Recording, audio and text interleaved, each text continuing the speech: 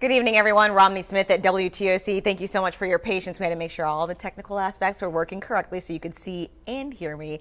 This is the News Now, where we give you local, regional, and national updates of stories we're following so you can always stay in the loop. We're on various platforms. That includes our website, WTOC.com, Amazon Fire, Roku, Twitter, Facebook, so many different platforms you can reach out to us and watch us on. We certainly appreciate your time.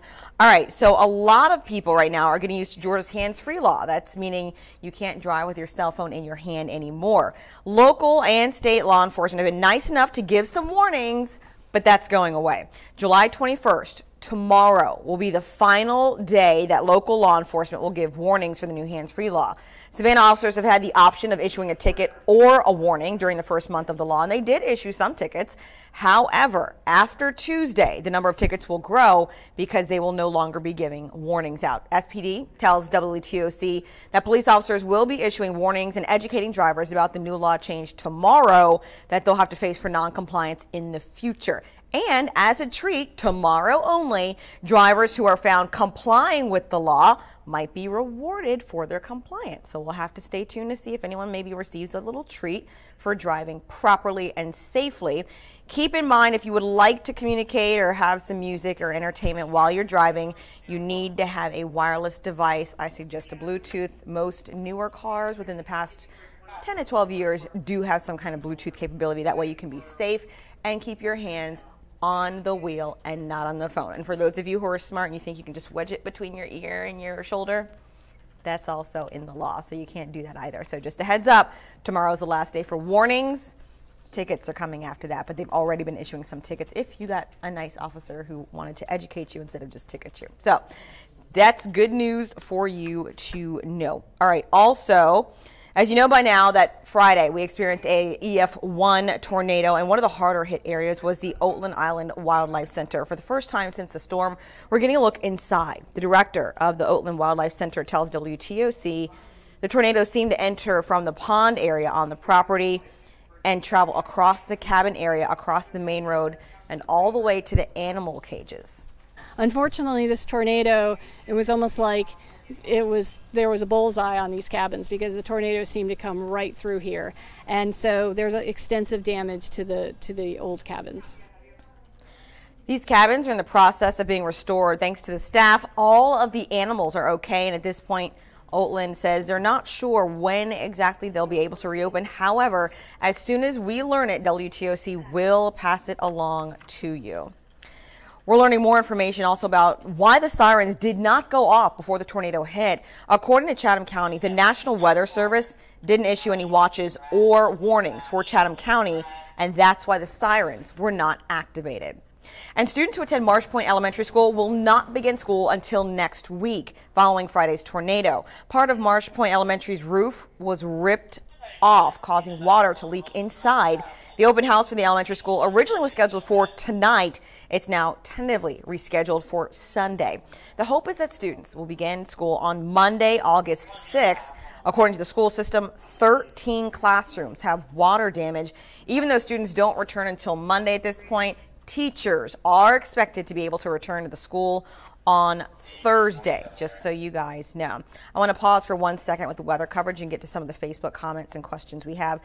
Hello to those of you who are saying hello. We certainly appreciate you guys weighing in. I did see one question regarding the hands-free law and the warnings that will be coming out. Sarah Shoemaker says 21st? No, 31st, tomorrow. Tomorrow is the very last day they can issue warnings. After that, you're getting a ticket if you're caught on your phone.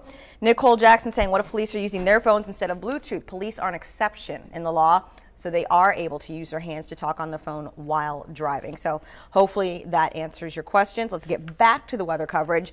Last night, we actually experienced more severe weather. In fact, heavy rains in Emmanuel County washed out an entire road. WTOC's bureau chief, Dal Kennedy, actually went to the scene last night and again today. Here are some pictures that we received as well. He also shows us how the downpours through the summer also had several roads on the verge of collapse in that area. Take a look behind me. You can see where the force of the water has taken off dirt on one side and on the other and getting closer to meeting in the middle. Emmanuel County officials tell me they are trying to get a handle on these roads, but there are just too many of them to fix all at once. Gray Mule Farm Road remains the most dramatic washout in the county, but more and more dirt roads look like this, losing top surface dirt or losing that and the base clay a few inches at a time. Wade Peoples says heavy rains yesterday overran this watershed near Gray Mule, sending tons of water all at once. The remark about it was the biggest rain I've seen in that short a time in my life since I've been over here 11 years. Some believe that rainfall caused a beaver dam to collapse, adding even more water. County Manager Guy Singletary says 2 wet seasons in a row take its toll on unpaved roads. Rain we've gotten this summer just adds to what is already a tough task of maintaining 600 miles of dirt road under good conditions. He says crews can't just make the repairs in between showers. When the roads that need to be addressed are still muddy and still boggy, we can't just go out there and put heavy equipment on that road. There's not a lot you can do to that road when it's wet and saturated. He says they must also wait for the flowing water to drop under Gray Mule before they install new pipes and dirt. And when they'll drop is the answer everyone wants. Talk about rain this afternoon, another deluge this afternoon, and every day this week I think y'all are calling for a good chance of rain. They need time and dry weather to get in here and start doing these repairs. In Emmanuel County, Dow Kennedy, WTOC News. So we'll let you know as soon as those roads are reopened. It will take a while, though. Switching to weather, rain is the name of the game all this week. And right now we're taking a look at the WTOC Twitter account for weather specifically. Some lingering storms continue to push north out of Screven County right now along Hilton Head toward Fripp and Hunting Islands. And rain south of I-16 will try to make it to Savannah and the Chatham County area. So here's a look. This was just tweeted out by meteorologist Jamie Earl about 10 minutes ago. So still very relevant. Rain pretty much all week, guys. In case you missed the forecast this evening, every day this week, we're looking at anywhere from 40 to a 70% chance of rain. So bring your umbrella with you.